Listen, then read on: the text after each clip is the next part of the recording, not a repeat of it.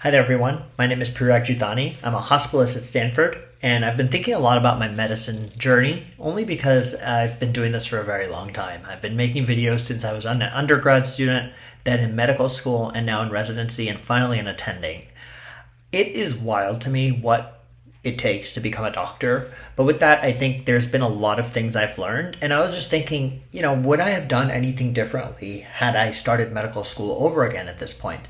And I don't necessarily think I would have done anything too differently, but I think there are lessons I've learned that I wanted to go ahead and let people know.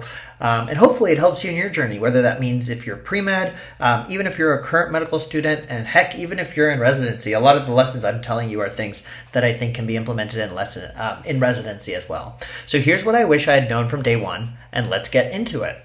The first step is to master the game of medical school early. The reason why I say this is that it's very superficial, but at the end of the day, medicine does require you to jump through hoops. And not just one hoop, not just two hoops, several hoops. There's step 1, there's step 2, step 3, and because of all of those, you kind of have to get to know the game. The game often is changing, but the fundamentals stay the same.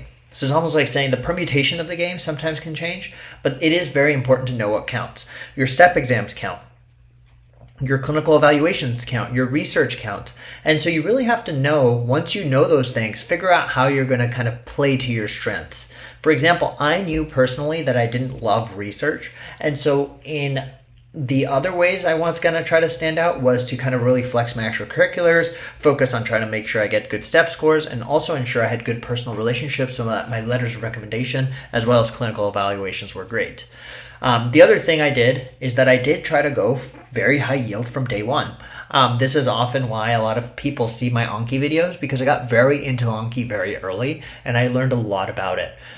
In the process, I was able to share my information and realize that, hey, if you actually learn the stuff you need to learn early, you actually can do much better on your board exams. And the last thing is, because most people realize the importance of getting good step scores, also being ready for clinical stuff, they do end up using some structured decks. What I say about that is it is important to use some of these pre-made decks to help you study for step 1 and step 2, but please do not lose sight of learning for the sake of learning. Please continue to be curious, continue to ask questions, build your own Anki cards as well, because as I am a big advocate of, I think making Anki cards in and of itself is a very good learning experience. You can see here I have over 80,000 Anki cards, and I don't have very many pre-made decks. So all of these cards are made by myself over the last 10 years of studying medicine and pre-med. And that's really helpful because now to this day, when I look something up in my Anki deck, I find notes that I took in medical school. And that's particularly really insightful because I still bring myself back to the first day I learned that material and be able to share that with other people. The second thing that I would do if I were to redo medical school in 2026 is to build a personal knowledge system. I started this late. I started this in residency, and that's what I'm saying. Even if you start this in residency, you will still be well off. But if you started in medical school, you'll be even better off. And the reason for that is you will forget 80 to 90% of what you learn in medical school. But you know what you won't forget is your notes. Because if you have a place where you keep all your notes, as I said, you will be able to go back to the times when you learned it and share it with others when it comes your chance to teach. And so, for example, for me, I have a Notion page for everything. I have a whole Notion database. I bet my Notion database is several gigabytes, if not more than that. I have a Notion page for every single clinical rotation I did in residency. I have a Notion page for big diseases and everything I learned about them. I have a Notion page for even my personal finances and how I keep track of how many shifts I've done. I do Notion for everything. And it is very important to find a good organizational system that will allow you to store the information you're learning long term. And that's Notion, great. If it's just something that you're doing, maybe you're keeping Anki decks for each of your classes, that's great. I still use my Anki decks.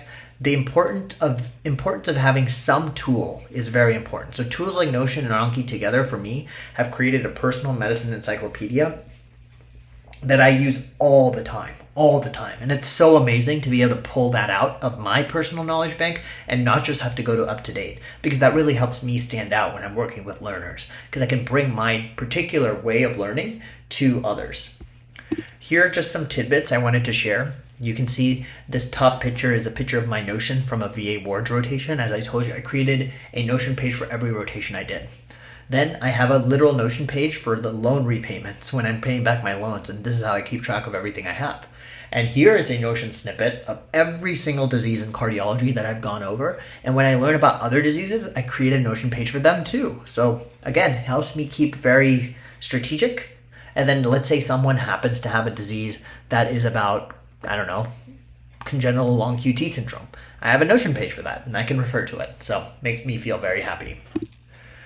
The third step is to try to choose your specialty earlier than you think, because the earlier you know what kind of specialty you want, the more quickly you can start playing this game, right? Because not all specialties are the same. And if you don't know what specialty you want, I would argue that you should just pick the most competitive one and assume you're doing that one.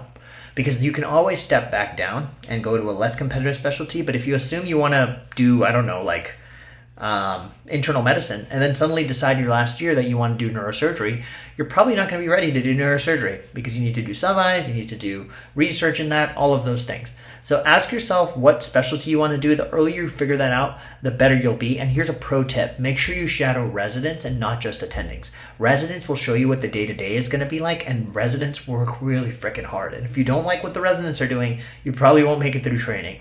So it's important to shadow the residents early as well. Step 4, build relationships. Medicine is a very small world.